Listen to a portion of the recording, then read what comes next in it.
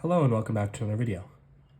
In this problem, we're told that for the right triangle shown, A is equal to 4 and B is equal to 5.